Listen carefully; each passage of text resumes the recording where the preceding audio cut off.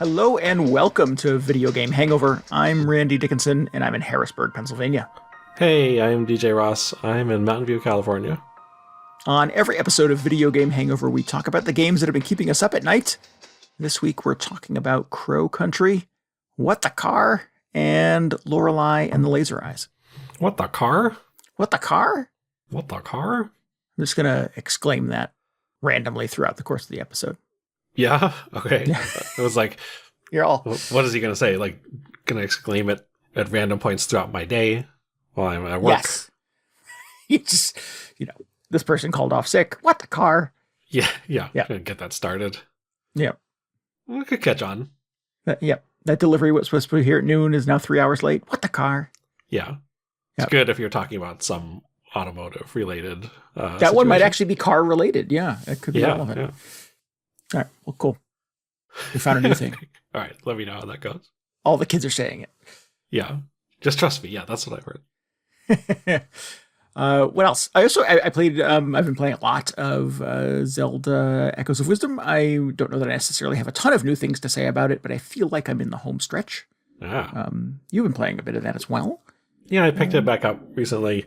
Yeah. Had a very busy month, like immediately after it came out, so I had to put it down for a while. But yeah, got back into it, trying to remember where exactly I was in the middle of that dungeon. It didn't take as long to reorient myself as I was expecting, so that was a pleasant surprise. I like it. I continue to like it. I continue to be very frustrated by the inventory system because the Echoes list is just massive. And that was the most difficult part of getting back into it after a month, because I was just like, oh, what was I using? What were my things? I know there was like the bed, but then what else? I had to stop and just go through the entire list. Yes. Yeah. And I've been using this. I found there's a sort function you can use. So for the listeners who don't know, the hook of the new, one of the hooks of the new Zelda game is that you can make echoes, copies essentially of things in the environment. It adds them to your inventory, and then you can sort of replicate them later when you need them. So you can replicate, enemies who will then fight for you, and animals who will also fight for you, or collect items and things like that. So or boxes that you can then climb on to get over obstacles, et cetera, et cetera. And it's all very conveniently divided up in the UI under summonable monsters or furniture or objects. No, I'm just kidding. It's one giant list of 200 items that you have to scroll through. Yeah. And the more you play, and I'm now 30 plus hours into this thing, the longer and longer that list is, because you've replicated everything in the game at that point, Yeah, it's at the point where I'll see something that it'll have like a little indicator that you can copy it. And I'm like, do I need to copy it? Do I need a second type of bed? Because I've realized that there are cases where there are just duplicate items. Like, you can literally make two different types of beds. And I was just like, what's the difference between these two beds? It appears to be just like the bedspread on it. They don't seem to have any functional difference. So, oh no, I can answer this one. There are 3 types of beds. Oh, that's even better. And the best bed is Zelda's bed, the one from her house that you can replicate from her castle. You can sleep in all of the beds, and when you sleep in them, where you can replicate it anywhere in the environment and sleep in it, which seems like dangerous, honestly. But the beginner bed, the first one that you find and replicate, takes forever to replenish your hearts. If you sleep in Zelda's bed, it heals you? Yeah, it heals you. If you sleep in Zelda's bed, the hearts refill super fast. Oh, well, that's actually, I'm glad I brought it up, because I didn't know that. And so there is a utilitarian I feel like I'm constantly thing to it. In need of hearts. Yeah.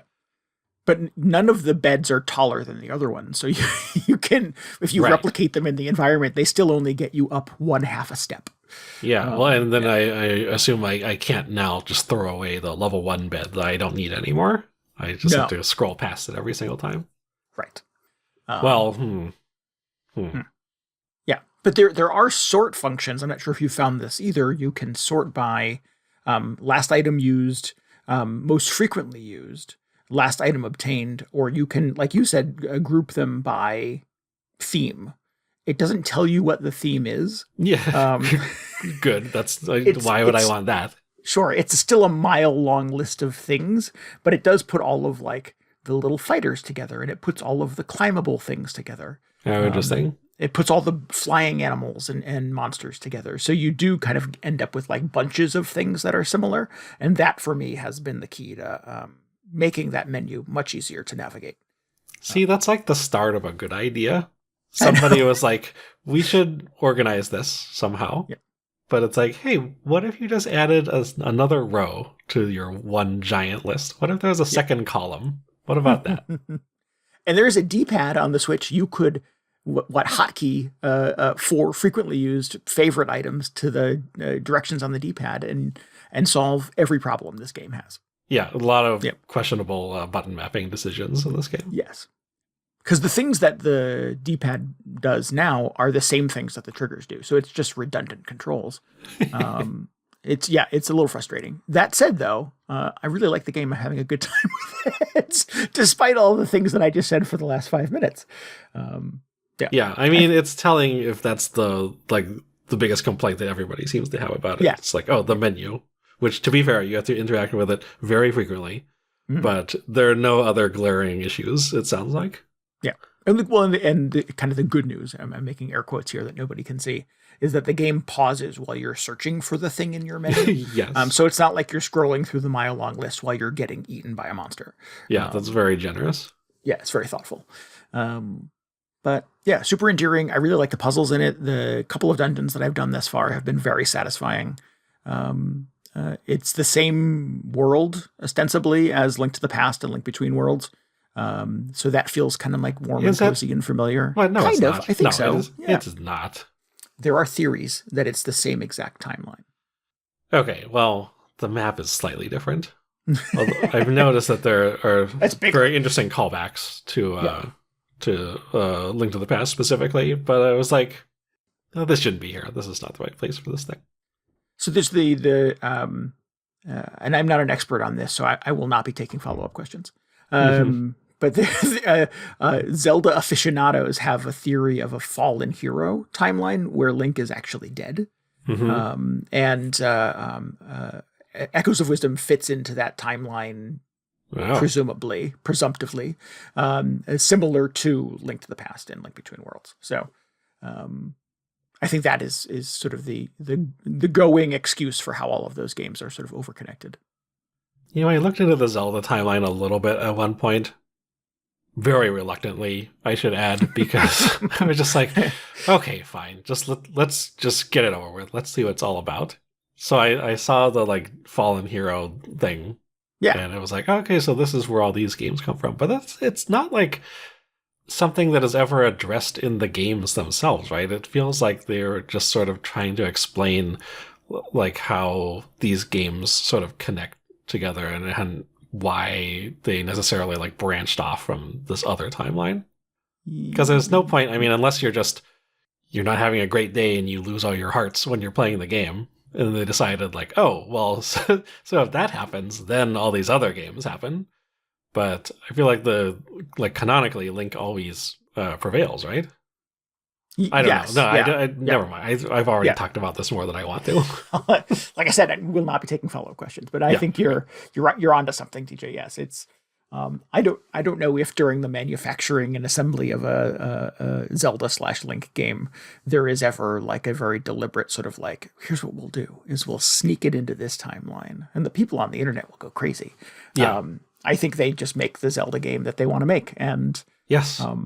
People who pore over these things and look for callbacks or little tributes to other games in the series try to slot them into some timeline that only sort of kind of tangentially makes sense. Yeah. There was actually just some quote that came out. I think it was from Eiji Aonuma, the longtime little series producer, who was saying that they always design the game first and the story is sort of an afterthought. Not an afterthought, but it's never oh, what's Link, what's happening in Hyrule in this game? But they always sort of retrofit it around the gameplay. And he said he couldn't even imagine doing it the other way around. Which I feel you can clearly see the effects because the gameplay in these is generally, it's always very interesting and very innovative. Yeah. And then the story is kind of it has its moments, but nobody's ever oh, you have to play this one Zelda game for the story. Right. Well, and I think it's telling that there are so few kind of direct sequels in all of the Zelda games too. Yeah, yeah. So that is, if sort of memory serves, that's only something that has kind of come about in the two most recent ones, right? The Tears of the Kingdom and Breath of the Wild. Another one that's a direct sequel. Well, I mean, there are a bunch of them, but yeah. Tears of the Kingdom and Breath of the Wild, the most obvious sequels. Ones, yeah. But yeah. So I really like that game. I'm eager to play, and this is sort of like an offshoot of this. I'm eager to play the new Dragon Quest III HD 2D remake. Yeah. But I have promised myself I'm not going to touch that until I finish Echoes of Wisdom, because I don't know that I have the brain power to do both of them at the same time. Yeah. Feeling the pressure now that that Dragon Quest is out to really get through. Echoes of Wisdom, but I don't want to rush it. I still want to kind of like savor it and enjoy my time with it. So, it is a champagne problem to have so many good games I want to play. Yes, exactly. We should get a couple of plugs in here at the top of the show before we venture much further into the other stuff we want to talk about. We are going to stream this coming Monday night. We will hope you join us on Monday, November 25th at 10 p.m. Eastern Time. DJ and I are going to play Webfishing. Yeah. Very curious about this. This is a bit of a kind of like internet phenomena right now. I think in a lot of ways it is a game where you hang out with your friends and fish. Yeah. Yeah. And you're a cat or some other kind of animal. You're some kind of like PlayStation 1 looking animal. Yeah. Which has me very intrigued. Yeah. It's a chat room with like gaming kind of. Yeah, it's just like a hangout kind of thing. Right. So yeah, coming up Monday night, 10 p.m. Eastern Time. Go to twitch.tv/VGHangover if you would like to hang out in the chat with us while we do that thing. The game is only $5 and it runs on Steam and on the Steam Deck. If you would like to play with us, that is certainly an option as well. Definitely hit us up on our Discord or anywhere else you can find us on the internet, and we'll engineer a hang with you. Yeah, should be fun. Yeah, definitely. Yeah, nice, relaxed stream. Yeah, kind of a pre-Thanksgiving social hour kind of thing. Yeah. So everybody gets ready for the crazy travel season and Black Friday bloodbath or whatever was going on that week. We were trying to find some Thanksgiving-themed video games and came up Snake Eyes. Yeah. It has yet to be made, but maybe next year, who knows? Right. Somebody should get to work on it. I do like the idea of a DLC for a PowerWash simulator where you have to clean the like all this gravy off of like a house, I guess. Probably a house, yeah. That was tossed around. I was like, that could be interesting. Or the dishes. You just have to use a power washer to clean the dishes. Well, that would be very satisfying, I think. Right.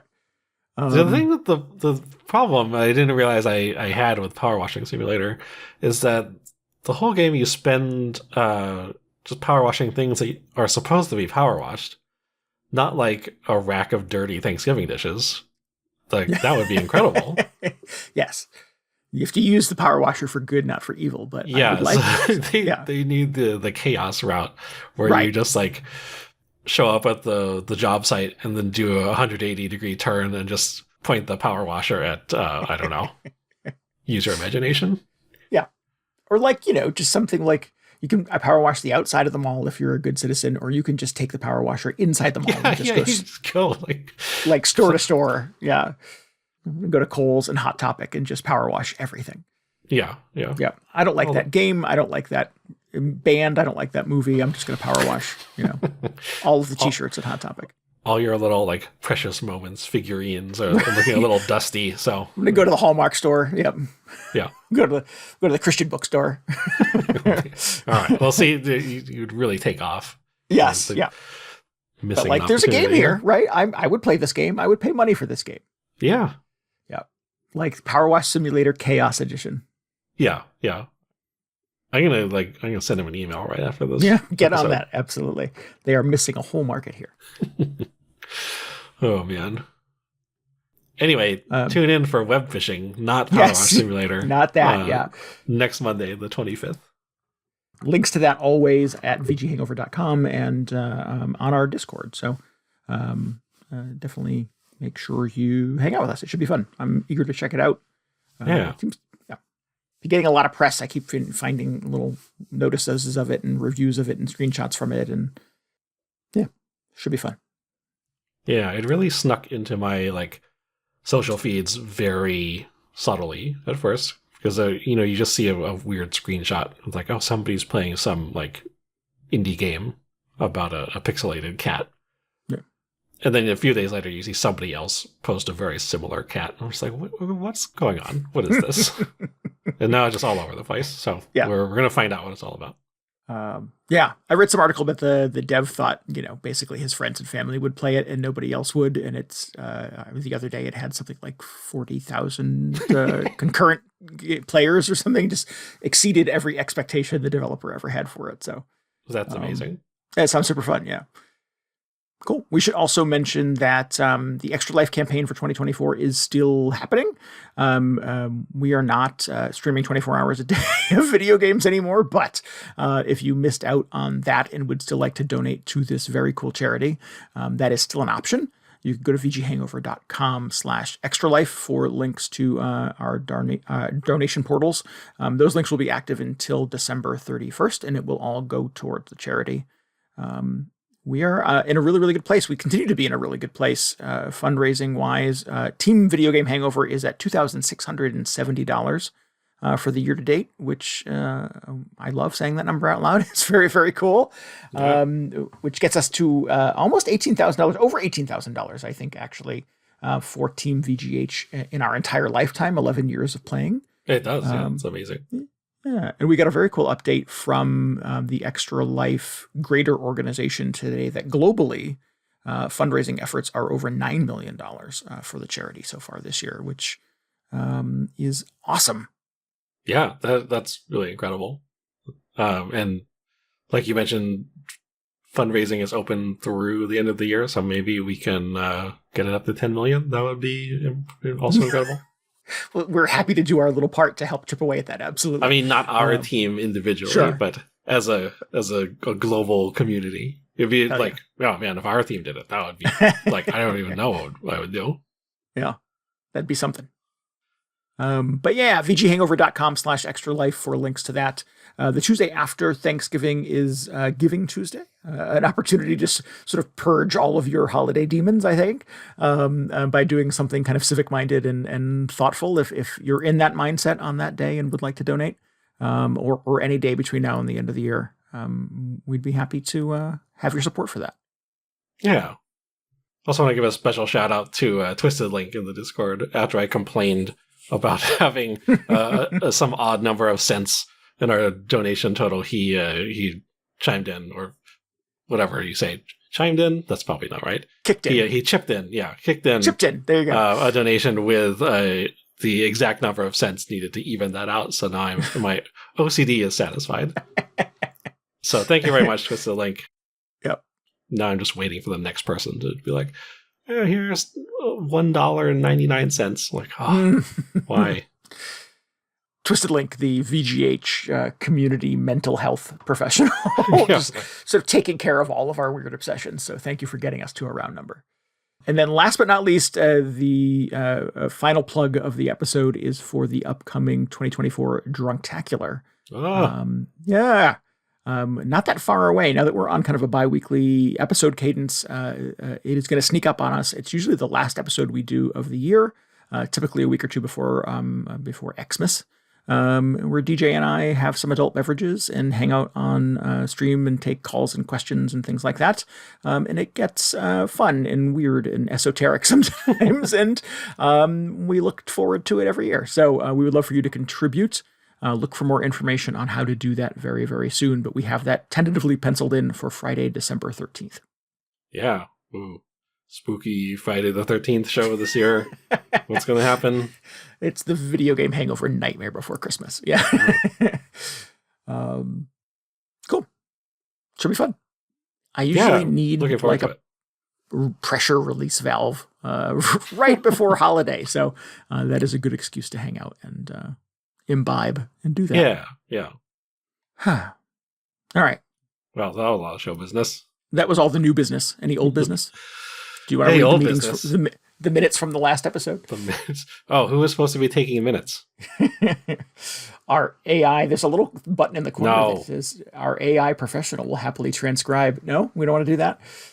Maybe that's what we can do for the Drunktacular. We just get like an AI analysis of the year's episodes. Yeah. DJ and I will be interviewed by an AI chatbot. Oh, man.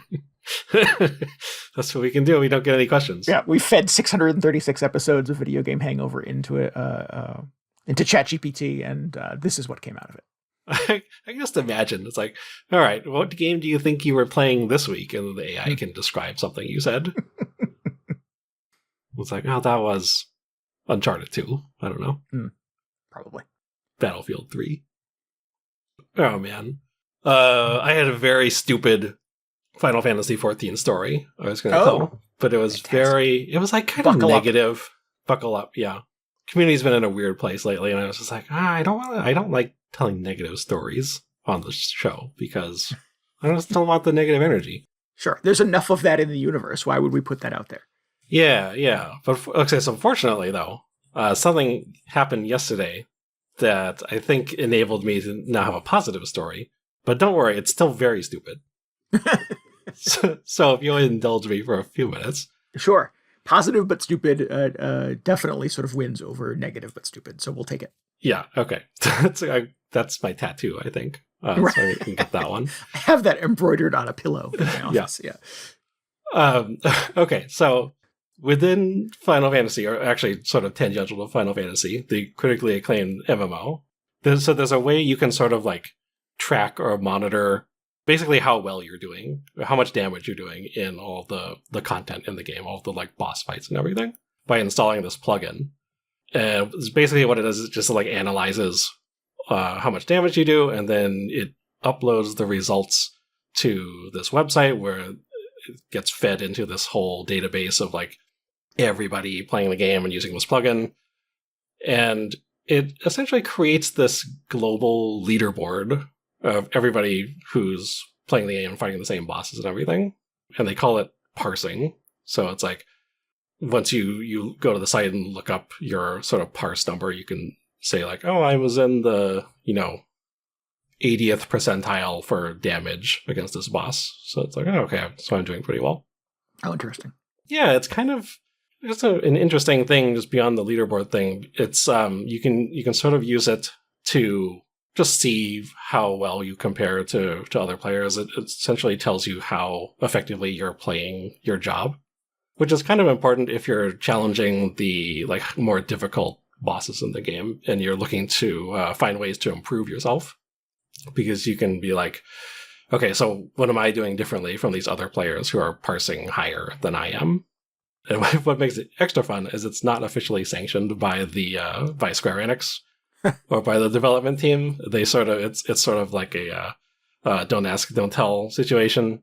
Oh. Because like third-party add-ons are technically against the terms of service, but a lot of people use this thing because it's like interesting. On one hand, it's an interesting like analytics tool, and on another, people just like having sort of leaderboards for this game that don't normally exist.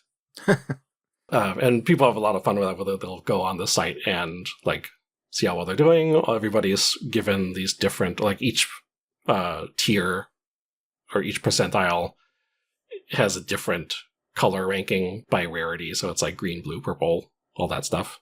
And if you're really exceptionally good, if you're the number one player in any of these categories, you get a gold 100 next to your character name, which is like, this is pretty impressive. It's pretty coveted. And people get so into this that it gets kind of intense in the upper ranges of parsing because it turns into this, like at some point it switches over from like, how well can you play the game to how well can you generate a very high parse number? Because at some point you have to like put together very specific party compositions to maximize your damage. And there are even like strategies that involve killing bosses at specific times, like after you've used very powerful abilities, which sort of skew your damage number in a positive direction.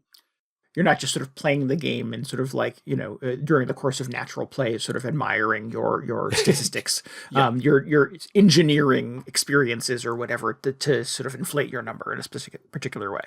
Yeah. It's sort of just like the difference between somebody who plays, I don't know, just any other sort of competitive game to play the game and somebody who's just like chasing the top spot on the leaderboard all the time. There are like different meta strategies. Right. Or trying to get a trophy or something like that. You're sort of like kind of off the main path of the game and trying to do a very specific thing a set number of times or a particular way, right?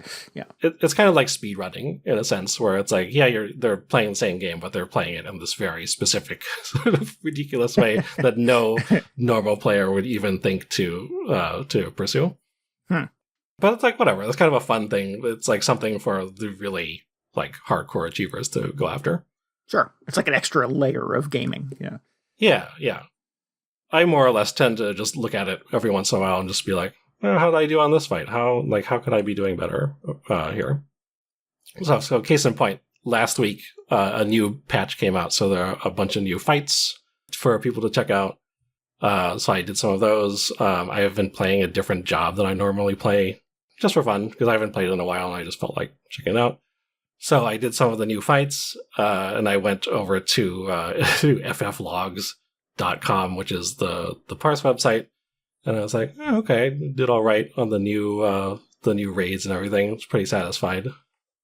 And then, I was just sort of tabbing through my parse history because it's been kind of a stressful couple of weeks, and I just needed some. So I just wanted the ego boost to see how I was doing. And I tab over to this one boss, and next to my name is a gold 100. What? I'm just like, that's weird.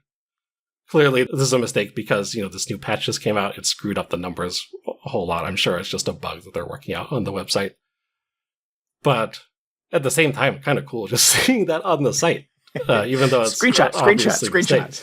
So yeah, I took a screenshot. I was like, gotta enjoy this while it lasts, before they fix this bug.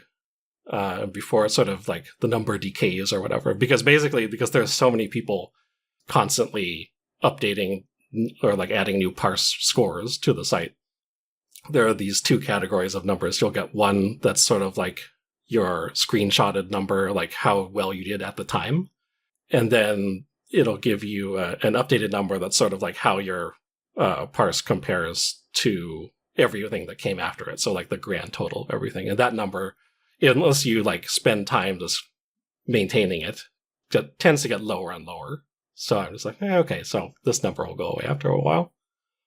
And then I was just like, just kind of zoning out, looking at this gold 100 next to my name. And the more I'm looking at it, I realize like, this is not the number that eventually decays. This is the one that is locked in. So this is like, and it's also just not a mistake. Like at one point I had like the number one score on this boss in the entire world. Wow. It's like, okay, so how did this happen? Accidentally, right? It wasn't something you were sort of like, you were just trying to beat the boss, right? No, just to be clear, I'm not one of these people, no offense to them, who go out and just spend, their evenings trying to chase that gold 100. Right. Generally, I'm nowhere even near that gold 100. It's somewhere out in the world, someone is trying to chase your number. Yes, well, now they are, I guess. Yeah. But I was just like, okay, so why do I have this? And I went back and I realized that so this new patch came out. It added all this new stuff that people are busy with. During that week, like the day after the patch came out, I was just like, I've been spending a lot of time fighting this old boss from Dawn Trail, the recent expansion, because I think it's a fun fight. I just enjoy doing it. I'm pretty good at it at this point, I guess. And because I did it right when the patch came out, and everybody else is basically doing all the new stuff, they're not paying attention to this other thing. When this parse got submitted, there were only like 5 or 6 other people who had defeated the boss since the patch. Oh. And the person who did the best out of those 5 people was me. Good job. So I was like, okay, so that's a little stupid. But, I'll take what I can get. So there's now just forever, there's a gold 100 next to my name against this boss. And sure enough, several days later, somebody just completely obliterated it, and now they have the gold 100. But it's on my permanent record, and I'm just like, all right, it's kind of cool. Yeah. I didn't think that's something that would ever happen, so it's just kind of like, now I'm definitely going to take a screenshot. I'm going to save that one away. Well, and you were the first one to do it too, so there's definitely some, I don't know if there's bragging rights, but there's definitely a little bit of like personal pride, presumably, in that. Well, I don't know if I was the first one. There may have been somebody who did it like an hour before, and I just beat them out slightly. That you bumped out of the way. Gotcha. Okay, I understand. Yeah. But I was the top player recorded for that day. And then because they reset all the rankings when the new patch comes out. So, it's kind of cool. It was just a fun little thing. Very cool. Now I can never fight that boss again because it'll just mess with my average. but whatever. Yeah, that's not negative at all. What's negative about that? Oh, no, I had a different story that was more negative. But gotcha. Now I have this new one. Story. Yeah. Gotcha. Now, I don't know if I'll talk about that one. But yeah, I was so excited to have this little gold 100 because it was like, I assumed it was a mistake and it was real. So it's like, all right. So in this very specific window of time against this one specific boss that nobody was really paying attention to anymore, I did a good job. Nice. What a weird random discovery. Okay. So anyway, Dragon Quest III. No, not yet. Not yet. No. Save it. We could talk about Lorelei and the Laser Eyes. That was the last game that we streamed together. Yeah, what was this game? Did you play this anymore since the stream? I have not. No, it is also one of those like, geez, I need more time to get to that game because I liked what we played and was certainly kind of intrigued by it, but I have not had a chance to go back to it, unfortunately.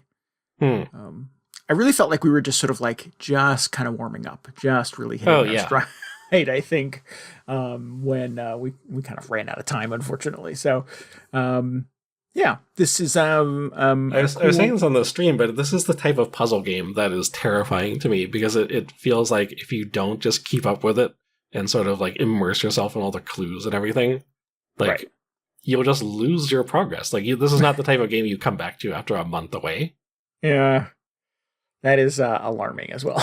But, I mean, the cool thing is the character in the game we discovered has a photographic memory, so you can go into the pause menu and basically see just about everything she's sort of like picked up or interacted with, or books she's read and things like that are all stored in her kind of, they call it her photographic memory, but it kind of in the history that you have available to you. So yeah, you're exploring a hotel and trying to sort of solve puzzles and the mystery therein. You were invited there by presumably the hotel manager to participate in some kind of mystery or adventure. Not quite clear to us at this point in the game. Everywhere you go, every room you're in, the artwork hanging in the hallway, the keys behind the check-in desk, et cetera, everything is sort of a puzzle within a riddle.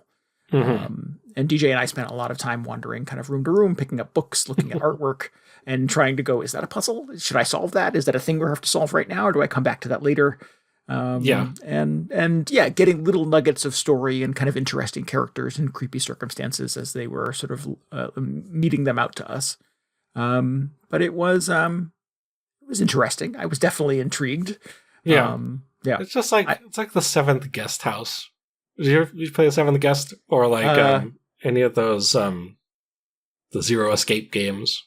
Yeah, where you walk around an environment and you're just like, oh, why is this a puzzle? Like clearly I don't have all the clues for this yet, and then like maybe you do, but your hope is that you go into a different room and the puzzle there is easier. Right. Yeah. Or there's like a symbol on a door and you're like, I've seen that symbol before. It was in a book. Let me go back to that book and read that book. And maybe there's a clue in there that is the code to unlocking the door. Yeah. And it's a lot of that kind of stuff. I thought it was very pretty. It had a really cool look to it. A very kind of isometric fixed camera, mostly in black and white with little splashes of like bright neon pink. Yeah. Lots of creepy things happening, but I wasn't quite sure what all of the circumstances were. Yeah, it was definitely very interesting. I could see getting quite obsessed or fixated on something like this, but I see your point. I think it's definitely sort of best consumed in a chunk, while all of the all of the information, be it relevant or irrelevant, is sort of at your fingertips. Yeah, yeah. I was really enjoying it, but I feel like at some point I'm just going to start my own playthrough and probably start from scratch because I just want to. I don't even know if you could like feasibly knock it out on a weekend if that would just like melt your brain, but probably needs to be played as few sessions as possible. Yeah. We did find that it was it's not a game that is sort of built for co-op. It's not a 2-player game by any stretch, but it was helpful to like have me playing and have DJ essentially sort of like writing down or jotting down things that were helpful. I feel like I was just doing like homework assignments in the background where you're just like, oh, I found another like movie poster to stitch back together. And I was like, okay, you work on that and I will like calculate the time between all these different dates or whatever was going on. Yeah, there were a lot of, and yeah, I think that was kind of the unique thing about it too, is that you weren't quite clear on where in history this was taking place, because there were allusions to things, references to things that kind of happened at some point at a number of different points in history, and you weren't sure, I wasn't sure, kind of where this was in that timeline. So it was just a very mysterious set of things that presumably all would become clearer as you explored and play more. But I thought it was fairly established, like when it took place. But the thing that kept throwing me, the thing that I thought was very unusual about it is that it kept like repeating the same, like clues over and over again. A lot of the time, it was like 3 or 4 different years. Yeah. To the point where you're just like, okay, you're playing a puzzle game, and somebody mentions a year. You're like, okay, so show me the padlock where I have to put in that year, because that's obviously a clue. And then there's just like a million different opportunities where you're like, oh, okay, so obviously the year goes here, and no, it doesn't. And maybe it's one of the other ones. No, it's not one of those either. And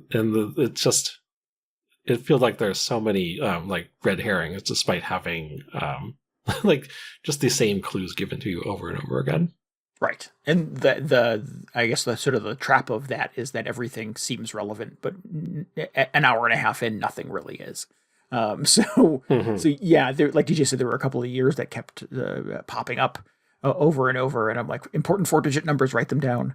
And yes, to your point, there were some padlocks that opened if you put in the right code, but it also turned out that those numbers were rooms in the hotel as well. And I was like, there's a lot of layers to this, and I'm not sure how much of it makes sense to me just yet.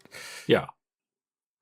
Yeah. It was cool. It was intriguing. It was certainly fun to play. And I grabbed this on, the basis of the developer who had previously made Sayonara Wild Hearts, which is a game I really liked. But is wildly different from this thing. So yeah, it remains on my list. I want to go back to it at some point. It seems like a cool kind of thing that would be my kind of thing. Yeah, I'm still trying to figure out if it's something that I could reasonably complete. Because we were talking about The Witness on the stream. I was like, that is a game where I just could not see myself starting, because I know I would never finish it and it would just like haunt me forever. Because I'm sure at some point the puzzles just get too obtuse. So I was trying to like feel this one out. I'm like, maybe I could do this one. Yeah, it was very opaque starting out, but I feel like by the end of the stream we had sort of like had some major breakthroughs where I was feeling better about it overall. Yeah. Yeah, How Long to Beat says it is 16 hours long. It's long for this type of game. 23 if you want to go for 100% completion. That's a pretty serious undertaking. Yeah. Yes, I played a lot of The Witness, and at some point it just got thoroughly overwhelming. You had a whole island with puzzles, and sometimes like the solutions to a puzzle were the clue to being able to even start the next one. So I just kept moving from thing to thing and solving what I could solve and trying to hope it would all sort of come together. And it just sort of like ended up with being way too many layers in my brain. And to our point from earlier, maybe I should have started taking notes or at least brought graph paper with me. So yeah, I knew what the hell I was doing. Yeah. Probably should have been taking more notes. I feel like we've approached these things in very different ways. Because there was at one point where we found a bookshelf or something which had like 4 different books on it, and they were all like number systems. And I thought, oh, okay, well, this is going to give us some insight into what we're supposed to be doing, all these dates. And then you're like, oh, they're just numbers. Okay, next room. We're like, what? Wait, what? You're just like, there's probably so many clues in those books. And you're just like, oh, let's see where the next movie poster is. I've never played a puzzle game before. I didn't know.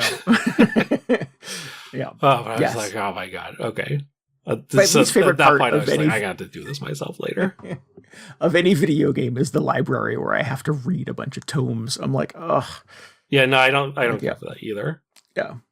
But it was just like, I was just waiting for the next room we went into that was like, here's the one with all the Roman numeral puzzles. I'm like, okay, well, only we go had back some and get that book, Randy. Unique perspective on Roman numerals. Although it is like, to its credit, the whole photographic memory system is kind of genius.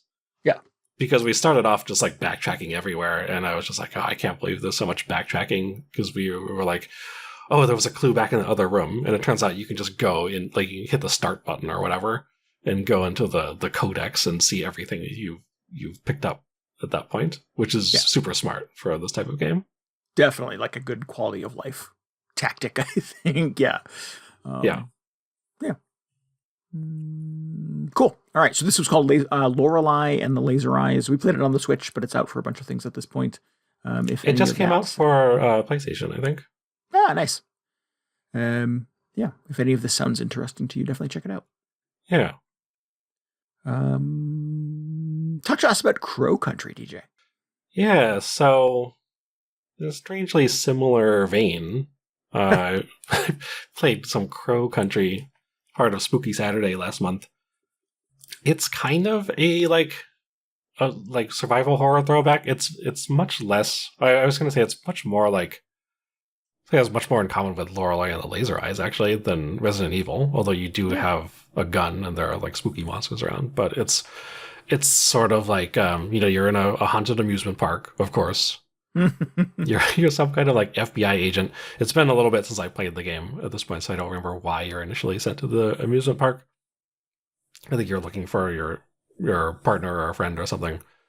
But then you get wrapped up in this whole mystery. There's like the mysterious tycoon who owned this amusement park was into all these other weird interests in other countries and that sort of stuff that you have to unravel. And you do it by exploring this amusement park and solving sort of Resident Evil style puzzles. But what really grabbed me about this is just how well they did like the whole visual aesthetic of this game, because there are a lot of games that do, I mean, like sort of PS1 level throwbacks are kind of hot right now. I just played what was the other one, Hollow Body. It's pretty good. Oh yeah. Yep. So all these kind of like lo-fi kind of spooky experiences. This one, it looks just like a PlayStation 1 game, like a Resident Evil or Final Fantasy XIV are the things that come to mind, where it's that like pre-rendered kind of like high fidelity at the time environment, and you're controlling this clunky looking polygonal character just walking them around on top of it. And they absolutely nailed the look of those backdrops down to just like the way things are modeled. They're still sort of like that clunky, like late 90s level of like 3D modeling. They have the really specific sort of like way that the light reflects off everything and the way the colors change. It just looks exactly like how I remember all those environments look. So I was just like, oh wow, they did such a good job on this. And then I think the first screen you're in, you're just like, you're getting out of your like police car or whatever, because you're just getting to the amusement park. And it looks like, those early shots of Raccoon City where just like you see the cars parked around and there's a bunch of like garbage everywhere, just like outside on a city street.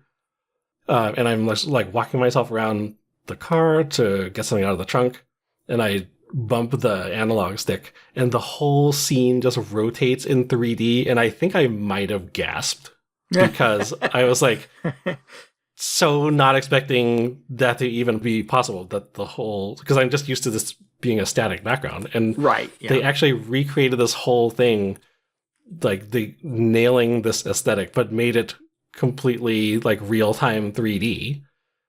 And I was like, oh my god, they did it.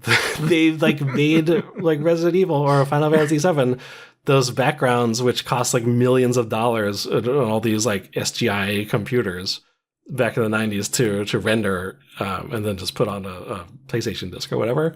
And now it's just like happening on, I guess I play this on my PC. I don't know if it's on, I think it's on other platforms now, but like you could just like render Final Fantasy VII on a Switch now if you felt like it.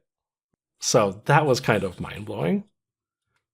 Plus, it's got this whole like sort of low-res graphical filter over it, so it just looks like you're playing it at whatever the appropriate resolution it was back in the 90s. But at that point, I was just like completely sold on this whole experience. And then it turns out the game is actually pretty fun too. So you're exploring the spooky amusement park.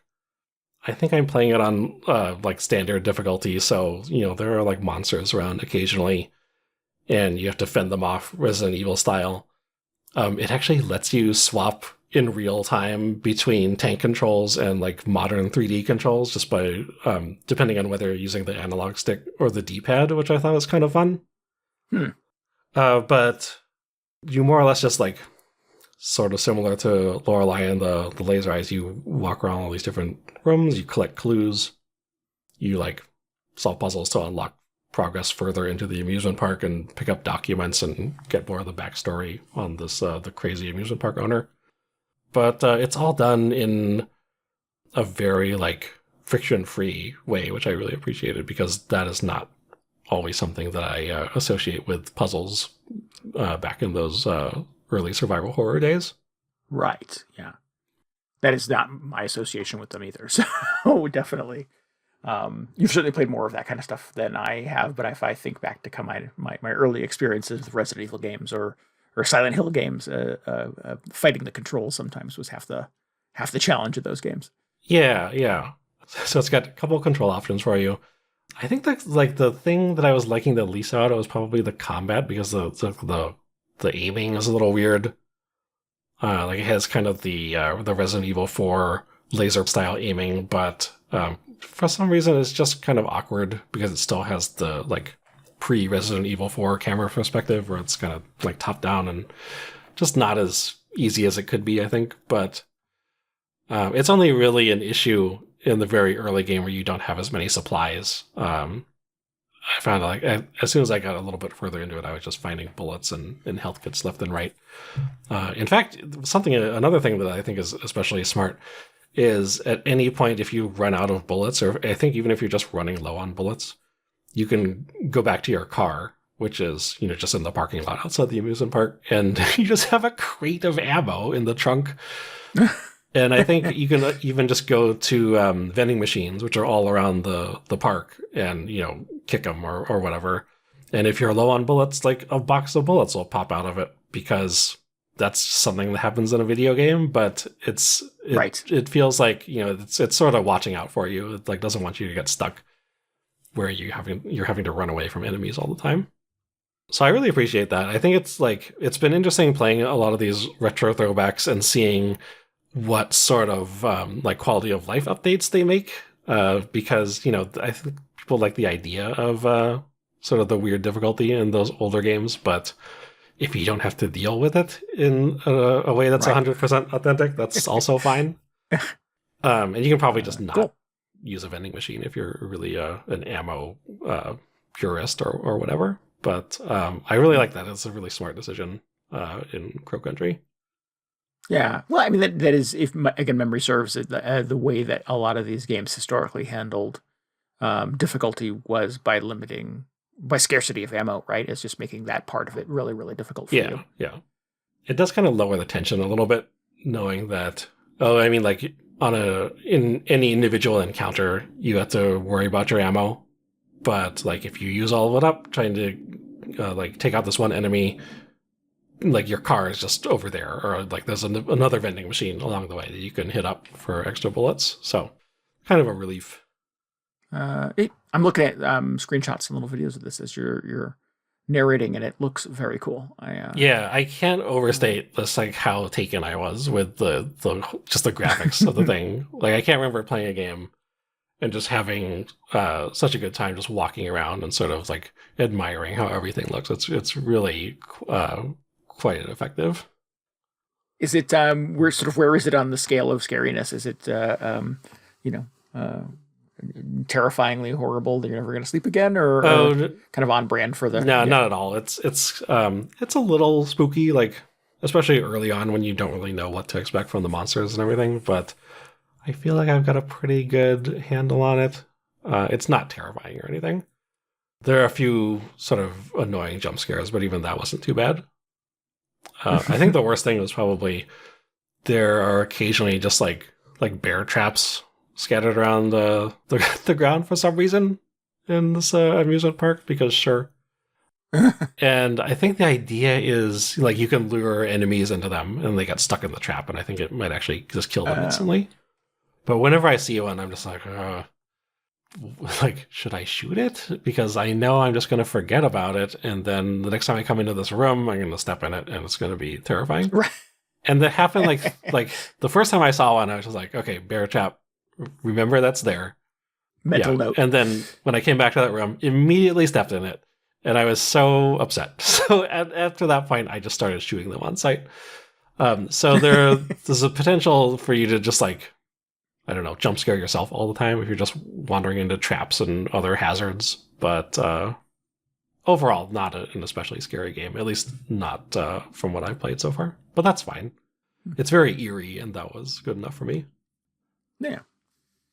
As I'm Googling this, there's a fan gamer has a t-shirt that says "I survived Crow Country" as artwork from the game. Like, well, that sounds super fun. And they have a blood splattered variant. So you can get the shirt, but it looks like it's got blood all over it. Yeah. Yeah, I think your character actually gets like blood splattered as you take damage. Yeah. Which I was like, oh, it's interesting. She's got a big gun and a white dress, so that seems inevitable. Yeah, I remember at the very beginning, I was just like, okay, so you're like an FBI agent? Is this what you wear to work? But like, whatever. It was the 90s. Yeah. It was like video game character design was very weird back then. Cool. Looks like fun. I will put this on my list, definitely. I would play this. Yeah, no, I really liked it. It was probably one of my favorites that I played last month for Spooky Saturday. Excellent. All right. Dragon Quest III. Not yet. Not yet. Nope. Okay, what else did we play? Did you play Dragon Quest 3? You started it, right? I played it a little bit, but I'm not going to talk about it. Because, okay. I mean, I could because I played it before, but yeah. not this week. We need you to compare and contrast. Yeah. What the car? What the car? What the car? Sequel to What the Golf?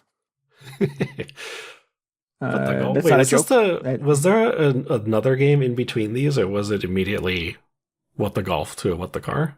Oh, I don't know. Did I miss one? Because I really liked What the Golf, and that's how I ended up with What the Car. So maybe I'm just imagining it. Maybe.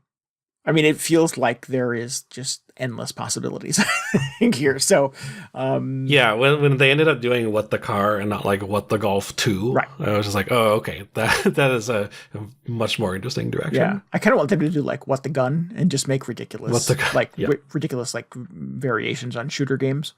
I imagine they want to take their time with that so they can make it really good. Right. And there's still DLC coming out for What the Car. They've got a little roadmap and stuff like that of things they're going to do. No pun intended. It's like, of course they do. Of course they do. So yeah, the conceit here is that it's kind of I noticed this as I was playing it the other night, like a WarioWare game, and that you have a series of like short, quick, like gaming challenges based around sort of a very sort of like thematic conceit here. And essentially it's sort of a racing game. But it's not a driving in circles racing game. It is you're a car, and you're a car that has legs. So you don't drive around on tracks and jump over obstacles and things like that, and ramps. You run, with your little car legs. And you start every challenge, every level, by shooting yourself out of a cannon and launching yourself into the map, of course. And only then, at that exact moment, are you told what is the hook of this level, what is the conceit of this challenge. And you have to sort of figure it out as you're playing it for the very first time. And they're short, they're bite-sized. Most of these little challenges are a minute or two long, some even shorter, actually. But they give you kind of one concept. I'll give some examples that you have to like quickly assess and understand and figure out how it works, and then run the race with that concept in place.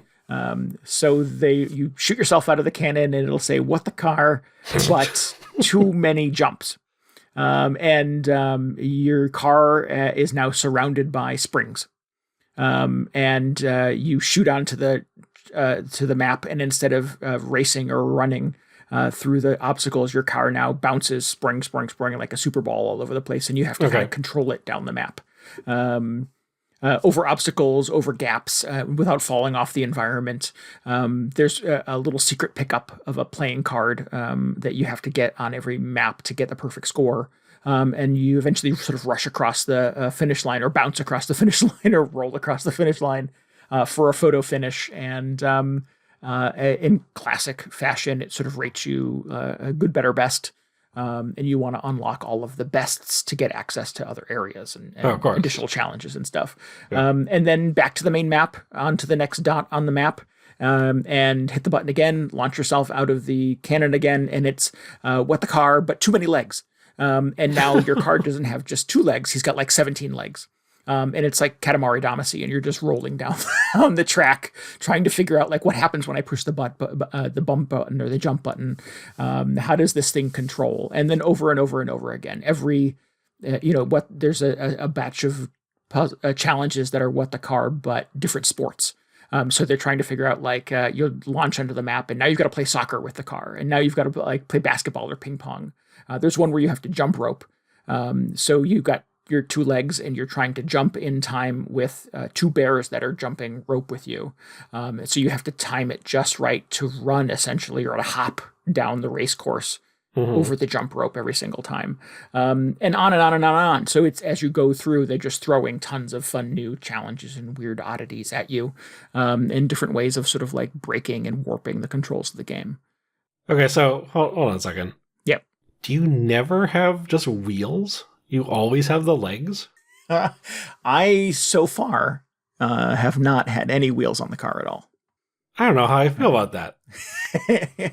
In fact, the game starts with the car sort of like, this is my friend the car, and like the front headlights open up and it's his eyes, and he stands up and he picks off the wheels off of his body and throws them away, and doesn't have them again for the rest of the game.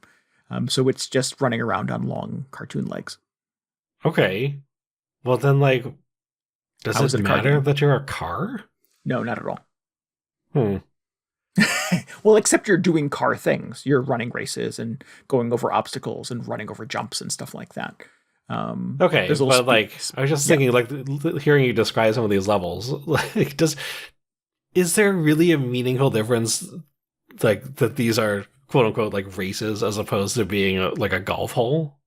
Nope. None whatsoever. Okay, because that's the impression I was getting. I'm just like, it sounds like you're just playing the same game. It totally are, yeah. They've just found 600 new variations on how to do it, and now you're a car instead of a golf club. I'm not saying that's a slight or anything, but no. I was just like, I see what's going on now. Mm-hmm. Interesting. So I was thinking this was just like, yeah, you're going to be like drifting around a corner in this one and like going off a ramp. I guess it sounds like you still go off ramps, but you're just like running off them with your legs.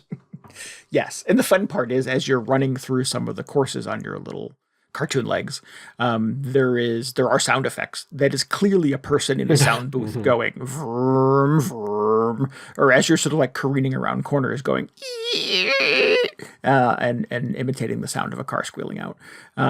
It is absolutely not somebody on a racetrack somewhere in Le Mans recording environmental sounds to put in their video game. It's just an intern making mouth noises. Yeah. It's delightfully weird and super obtuse. And yeah, I can't stop playing it. It's one of those things where it's sort of like, I'll just do one more before I go to bed. Yeah. And I've done 10 more, and it's now 1:00 in the morning. Yeah. It's a lot of fun. I like it a lot. See, now I'm worried when What the Gun finally comes out. It's going to be like, here's your gun. And it just like stands up and has legs and starts like running down the road. Yeah. I feel like it's a little bit of a bait and switch, but I feel like I was like, oh, they made What the Car instead of What the Golf 2. I don't think that's accurate anymore. Yeah, I mean, it could be called What the Gun, or now I'm confused. It could be called What the Golf 2, Now You're a Car. Yes. But that would be a great title, by the way. It would be great. So yeah, I mean, What the Golf is not really about golf either. I mean, you're trying to get it very quickly becomes not about golf. Yeah, I think the very first challenge, and that's sort of the irony of the very first thing in that is you playing golf. And then every single one after that is some bastardization of that concept. And the hook of every single one of those essentially is trying to get a golf ball into a hole. And it's not always a golf ball, and it's not always a hole. So make of that what you will in that game. Also very fun. And the hook here is that you're trying to get a car across a finish line, but everything else that happens is just random insanity. Yeah. I had like very mixed reaction to What the Golf. Oh.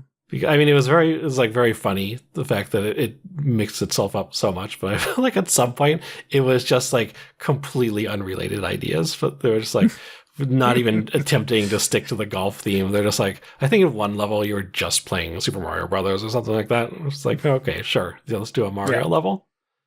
Which is funny, and like, you know, I appreciate just the breadth of experience, but it's like, what happened in the game I was playing 15 minutes ago? Yeah. There were a lot of things in What the Golf that were like takes on other video games. Mm-hmm. But now you're a golf club and a golf ball. And I've not encountered anything like that in What the Car just yet. But I suspect there's probably little fun things in here like that. What the Car has that What the Golf did not is a level editor. So there are community. No.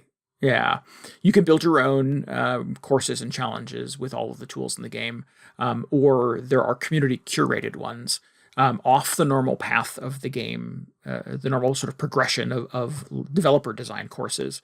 There are curated ones that the devs have picked or people have voted on that are like the best of the community that you can play as secondary challenges to, and those have been weird and hard and and hysterical sometimes.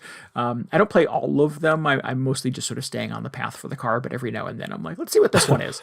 And those have been really kind of wacky and fun too. So I dig it. It's weird that this has sort of become a brand, I guess, of what the question mark things. And this developer, I forget what the developer's name even is sort of gone back to the well and found a way to kind of milk some other fun stuff out of this conceit. Yeah. So I'm playing this on my Steam Deck. It's awesome on the deck. It runs perfectly. It is deck verified. It's super cheap on Steam right now, which is how I ended up sort of detouring to this during the course of my long Zelda Echoes gameplay sessions. I think it's on other devices as well. Don't quote me on that. I haven't done the research. What the Golf is definitely on other devices. I played that on the Switch. Yeah.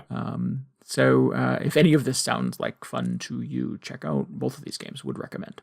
Cool. Yeah.